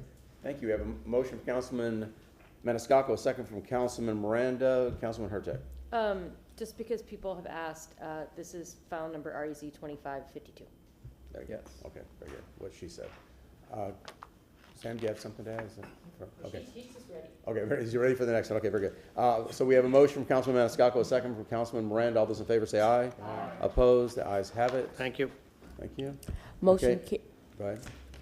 Motion carried unanimously. Second reading and adoption will be held on August 28th, 2025 at 10 a.m. located at Old City Hall at 315 East Kennedy Boulevard, 3rd floor, Tampa, Florida, 33602. Believe it or not, at 6:30, this is the last item. Sam Thomas. Sam Thomas, Development Coordination. I'm shocked.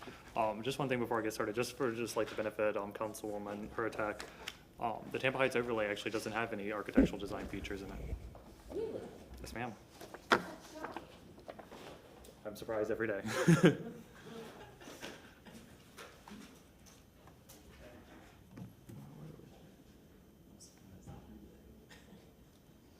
Alrighty, Sam Thomas, Development Coordination. Agenda item number 9 is REZ 2555, a request to rezone 2318 West North B Street from residential multifamily 16 to planned development for residential single-family semi-detached. Starting out with our our aerial map and surrounding zoning. To the, let's see here, we're going. To the west, you have a planned development that's approved for single-family semi-detached. And then to the north, you have RM16 zoning that is developed with single-family detached units. Same goes for the west on the south side of the block. Then as you move south, you have commercial zoning here that is developed with office. And then you have a planned development here, which is Z0480, which is single-family attached and semi-detached uses. Then as you move farther down, you get to Kennedy Boulevard. We'll go into the site plan. Here is a site plan provided by the applicant. The applicant is providing, or is proposing 2 semi-detached units. This does require a bonus agreement, which the applicant has entered into. The front doors are oriented towards West North B Street with pedestrian connections to the existing sidewalk. That is 6 feet. And then vehicular access is provided from a rear alley with 2 parking spaces provided for each unit. The maximum building height is 35 feet or 3 stories. And in the pictures that you'll see lately or after this, there are quite a few pines in the front yard, which the applicant is proposing to preserve quite a number of them. Here is the elevations provided by the applicant.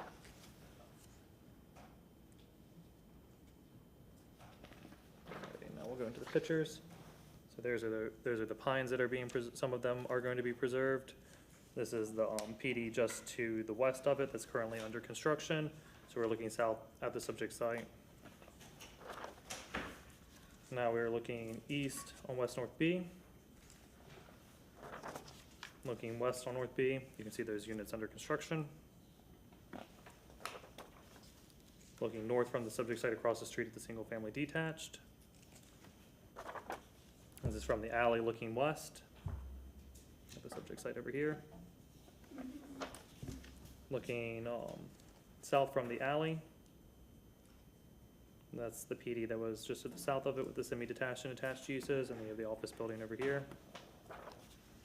Now we're looking east down the alley at the subject site over here. And then this is looking north from the alley back towards West North B Street, interior to the subject site. Development, coordination, and compliance staff reviewed the application and find the request to be consistent. Should it be the pleasure of council to approve the application, modifications to the site plan as shown on the revision sheet must be completed between first and second reading. I'm available if there's any questions. Any questions? Hearing none. Planning Commission.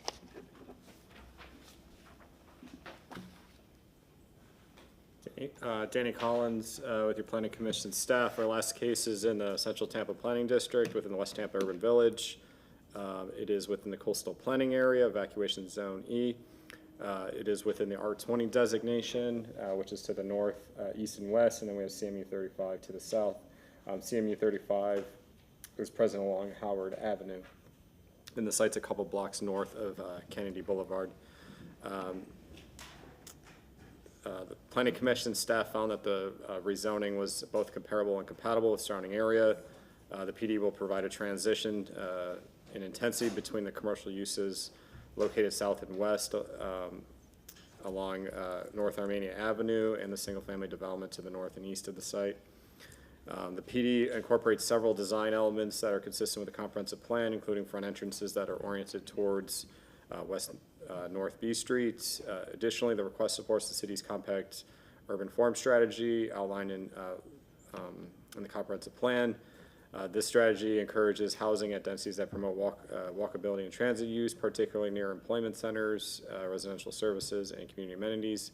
The site is well situated in regard, located just a couple blocks north of Kennedy Boulevard, and just to the east of North Armenia Avenue, both of which are designated transit emphasis corridors. Finally, the request advances the plan's housing strategies by contributing to the city's housing supply, particularly within the West Tampa Urban Village. The comprehensive plan directs the greatest share of growth to the city's urban villages. Based on those considerations, the Planning Commission staff finds the request consistent with the City of Tampa comprehensive plan, and that concludes my presentation. Any questions for Planning Commission? Hearing none. Applicant?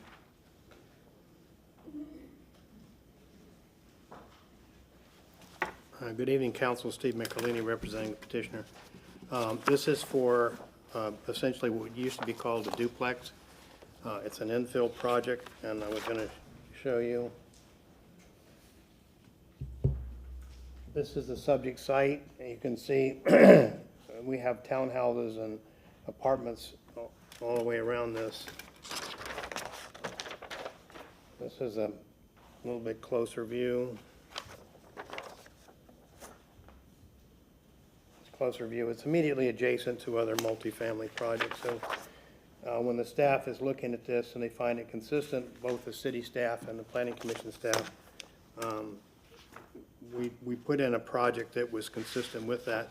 And I think as the staff had pointed out, there are a number of pine trees, and they'll be selectively culled out depending on which ones are nicer and deserve being saved, and which ones are not. The garages are 19 and a half feet wide by 22 feet deep.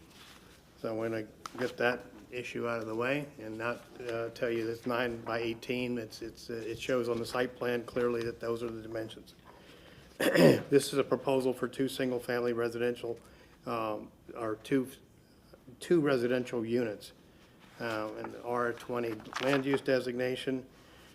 The criteria is to promote the efficient and sustainable use of land. The site is designated to save the existing character of the pine trees located along the northern boundary, and the setback of 17 feet allows for room to provide tree protection. So we're going to protect as many as we can and take out the ones that are not healthy, or at least not as healthy as the others. Promote and encourage development where appropriate in location and character. Residential multifamily zoning is located to the north and east, and commercial district is located to the south. So again, this is in close proximity to Kennedy Boulevard, which also has transit access, which is also one of the issues that the council's been encouraging.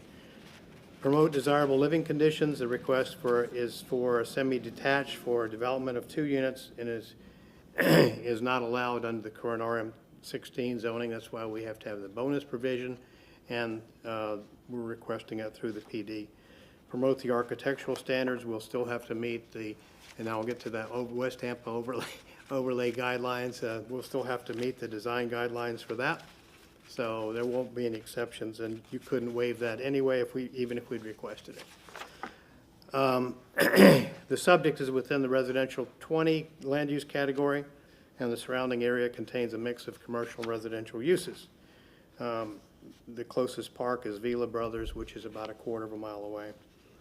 It is consistent with the goals and objectives and policies of the city design guidelines and the comprehensive plan, city planning strategies, public realm strategies, urban village strategies, land development regulation strategies, overall residential development and redevelopment strategies, low, medium density multifamily areas strategies, provide multimodal options, adequate sites for accommodating housing needs, infrastructure goals, objectives, and policies, hurricane evacuation and shelters, and the staff found it to be consistent. They also noted in there that there were some design criteria that we could not achieve without going for a PD.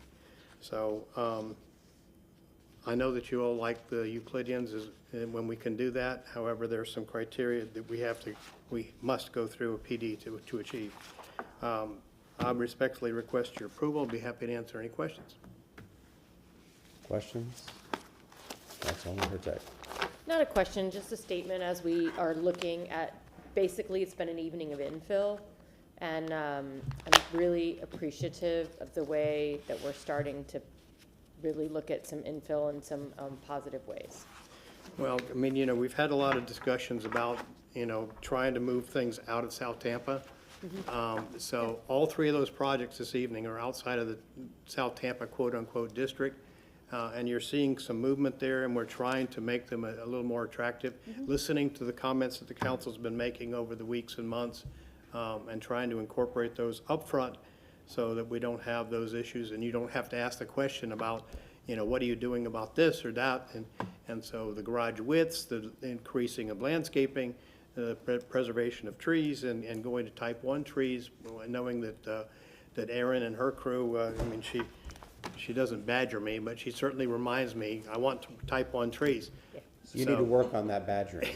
Yeah, a little more. Yeah. So anyway, we incorporated up front so that we anticipate those questions and try to resolve them so that we're not having to have that dialogue with you, at the podium. So you know that we've thought about it and we've listened to you and we've incorporated it into the plans. Well, and I just wanted to say that we have noticed and appreciate it. Thank you very much. I can't let it go without saying, I'm the garage sizes. You gonna let Aaron badger me? Yeah, yes, exactly. But the garage sizes, it's, you see that we've got these great projects, and I get that it's a very small parcel and it's surrounded by the multifamily, and I get all that. But the other side of this equation is this area is parking's terrible. The street parking is terrible. There's not a lot of stuff. So, and someone who lives in a garage of basically this size, I can tell you, practically speaking, it's a 1-car garage. The other car sitting in a driveway. So that's just the way it is. So we've got to when we're presenting these things, we're going to have to really push these plans somehow to be able to get garages, especially because, and it's not because I just want everybody to have a garage. It's because we don't want parking over bicycle lanes. We don't want parking over sidewalks. We don't want, so we're trying to clean that side up, and by doing that, getting people in a properly sized garage. Also, we don't want trash cans out and having code enforcement issues. So, I'm obviously I don't hear any other concerns from council about that. So I'll leave it at that. But I'm very appreciative of all these other projects that you're bringing with, and that you've been cognizant of council's wishes on this. Thank you. Okay. No rebuttal, sir. Just respectfully request your approval. We have an opportunity for people to talk. I think those are all with the projects. Okay, very good. But you can So is ask. there anybody in the public that wishes to speak to this item? Hearing none, and I hear no rebuttal. We have a motion to close from Councilman. Yes. Was that? You have a motion. Oh, I'm sorry, we had two online. I forgot about that, sorry. And I just confirmed that you guys were there. Sorry about that. Okay. Todd, we can't see you, so hold on. We're gonna go, well, you don't look like Lauren. Okay. So, Mr. Falkowski, start with your name. Yes, sir. Oh, yeah, if you haven't been sworn in yet, please raise your right hand and let the clerk swear you in. Okay. Do you swear or affirm that the testimony you are about to provide is the truth and nothing but the truth? I do. Great, thank you. Okay, start with your name, please. My name is Riley Falkowski, and I'm here today to just express my opposition to rezoning petition RZ 2555. Just to go over some immediate neighborhood impacts. First, I just want to talk about the loss of privacy. The proposed rezoning would introduce a structure that significantly encroaches on adjacent properties such as my own, which erodes the sense of privacy that is prevalent throughout our neighborhood. And just as he's shown earlier, there are already adjacent 3-story, I believe there are apartments that are in the backside of the property that already kind of promote that reduced privacy. And another example is, it was shown earlier, there's the 3-story multifamily residential home that's being constructed on the corner of Armenia and North B Street. It's basically the same level as the treetops. And if I'm not mistaken, that unit also has a rooftop terrace, or what looks to be maybe a rooftop terrace, to where you'll be seeing over the treetops at that point and basically looking down on your neighbors. Next point of discussion would be the disruption of the neighborhood character. The constructions are often oversized and out-of-scale buildings, just among our traditional bungalow-style homes. So it kind of takes away from the architectural integrity and the visual of the area. Moving into a third topic is a reduction of natural light. These taller structures are on small lots, relatively small lots. They block quite a bit of sunlight from neighboring homes, which in turn can lead to lawn issues and other things in that nature. I think you mentioned it, Councilman, earlier, the insufficient parking and basically the street overcrowdedness. Our streets are already pretty strained as it is, and adding multiple units per lot would basically exacerbate that already prevalent issue there. I've seen it multiple times where people's cars have gotten hit, basically hit and run accidents, and they're faced with that. What would you say? With dealing with that issue, which it could also promote or cause issues for emergency vehicles and things along those lines. Traffic and safety concerns. Our block basically functions as a cut through between two one-way streets in between Howard and Armenia. So multiple vehicles, like I mentioned earlier, have been struck, and it's just a common area where a lot of high-speed people will speed through there all the time. So adding more vehicles and more multifamily homes there, I don't think would help us in that case. Just lastly, on the kind of the local impact, I think adding additional multifamily homes in our area can put a strain on the schools.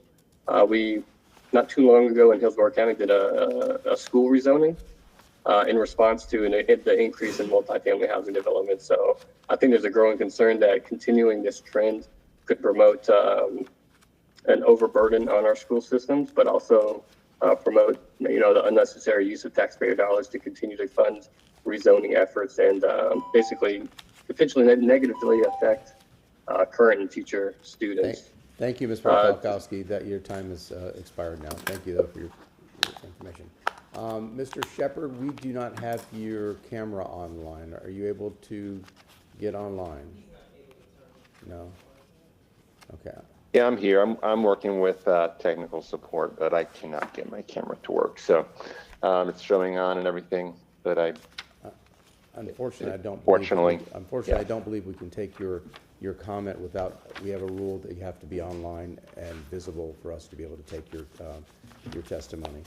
But I'll give you another 30 seconds here, we'll resolve it, okay? Okay, I appreciate that. What has been written all this time?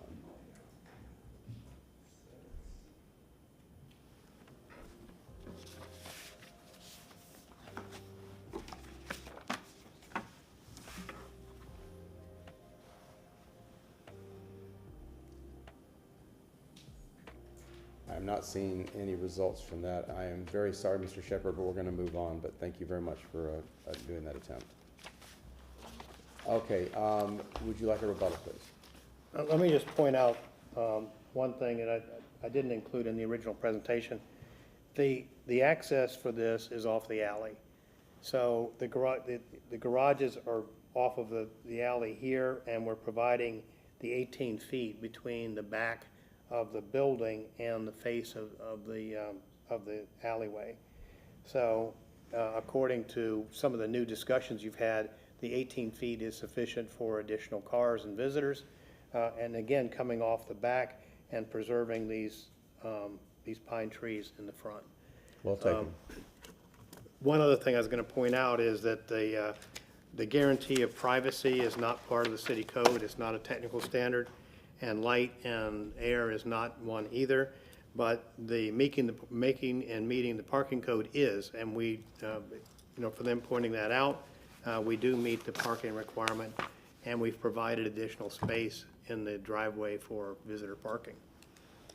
So I appreciate your consideration. We'd respectfully request your approval. Thank you for bringing it to the attention about the length of the driveway, because I thought it was shorter than that, so thank you. Does council have any further questions? We have a motion to close from Councilman Maniscalco, a second from Councilman Viera. All those in favor say aye. Opposed? The ayes have it. Okay, I think we're left with Councilman Miranda. Yes, sir. Thank you, Mr. Chairman. And there's a revision sheet. Item number 9, file number REZ 25-55, in order to be presented for first reading consideration of ordinance rezoning property general vicinity 2318 West North B Street in City of Tampa, Florida, more particularly described in Section 1 from zoning district classification RM16 residential multifamily to PD plan development residential single family semi-detached, providing an effective date. And a revision sheet. Okay, we have a motion from Councilman Miranda, a second from Councilman Maniscalco. All those in favor say aye. Aye. Opposed? The ayes have it. Thank you very much, council, and appreciate you. A lovely evening. Listen to the Motion clerk this carried. time. Motion carried unanimously. Second reading and adoption will be held on August 28th, 2025 at 10 a.m. located at Old City Hall, 315 East Kennedy Boulevard, 3rd floor, Tampa, Florida, 33602. Is it raining outside? So we're not going anywhere without an umbrella. I think okay. So that is our last public hearing. We move on to new business. Any new business, Mr. Carlson? No, thank you, but it looks like it's going to rain for an hour or so. Oh, dear. So we're running. We're going to get wet. Councilman Viera. Well, time to take up all my backed up commendations. I'm joking. I'm joking. Oh, So I know, right? I do got a couple motions. One of them is I have to move the firefighter of the quarter commendation from August 7th to September 4th, please. You have a motion from Councilman Viera, a second from Councilman Miranda. All those in favor say aye. Aye. Opposed? Ayes have it. I got a couple of written reports that I want to do because of the transition that we're having in mobility as well as in parks. I motioned for a written status report on the status of the K-Bar Ranch Park community outreach. There's this big, whatever it is, 60-acre park or whatever out in K-Bar Ranch that we're building, and they're supposed to be doing community outreach, so I just want to see what the status of that is, and I motioned for that again, written report, August 28th. We have a motion from Councilman Viera, a second from Councilman Maniscalco. All those in favor say aye. Opposed? Ayes have it. Thank you, council. And it is with mobility. New Tampa Boulevard, 1.8 miles of it will be repaved, and I would move for a status update on that again, just written September 4th of 2025. We have a motion for status update from Councilman Viera, a second from Councilman Miranda. All those in favor say aye. Aye. Opposed? Thank you. Then I don't know if you all know what a owner representative is. I assume that you all do, which is an advocate on the job for trying to get things done. It doesn't do the day-to-day work that a project manager does. Well, I spoke with some individuals, some owner rep groups, as well as with some of the folks over at Tampa Fire Rescue, or strike that at Tampa Firefighters Local 754 on this. And, you know, we have a really good chance in the city of Tampa to, number one, finish Station 24 by the year 2060, I think. No, I'm joking. But to finish it by the time we leave, as well as make some real movement on fleet maintenance. Because we have property for that, and we can move that forward. And I would hate to see the delay that we've seen in fleet maintenance. So therefore, I move for a written staff report on the position of the administration, that includes our friends at Tampa Fire Rescue, on owner representatives to insist in the construction efficiency of Station 24, as well as more on-point fleet maintenance. And I'm sorry, the September 18th written report. September 18th. I'm the king of written reports today. Do you mean an external representative or an internal representative? So it probably external, I'm thinking, but we'll find out more, I guess, right? We have a motion from Councilman Vera, a second from Councilman Maniscalco. All those in favor say aye. Aye. And then the Opposed? last one Ayes have is, it. and thank you for that, last one is, do y'all remember Jace Cohan?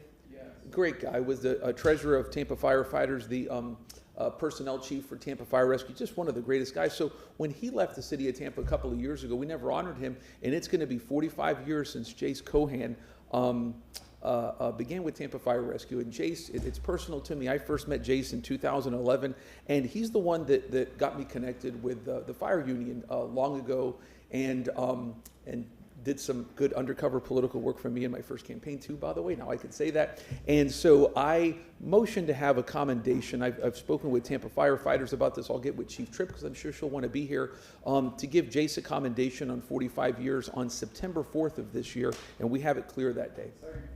We have a motion from Councilman Vieira, a second from Councilman Maniscalco. All those in favor say aye. Aye. Opposed? Ayes have it. And that's it. I did fill up some time. Thank you. Okay, Councilwoman Hurtak. I just have one motion for the Mayor's Hispanic Heritage Committee to give a 5-minute presentation regarding their Hispanic Heritage Month celebration on the October 2nd, 2025 City Council regular meeting under commendations and presentations. We have a motion from Councilman Hurtak, a second from Councilman Miranda. All those in favor say aye. Aye. Opposed? Ayes have it. Councilman Maniscalco. Thank you. Councilman Miranda. We have a motion to receive and file from Councilman Miranda, second from Councilman Maniscalco. All those in favor say aye. Aye. We are adjourned.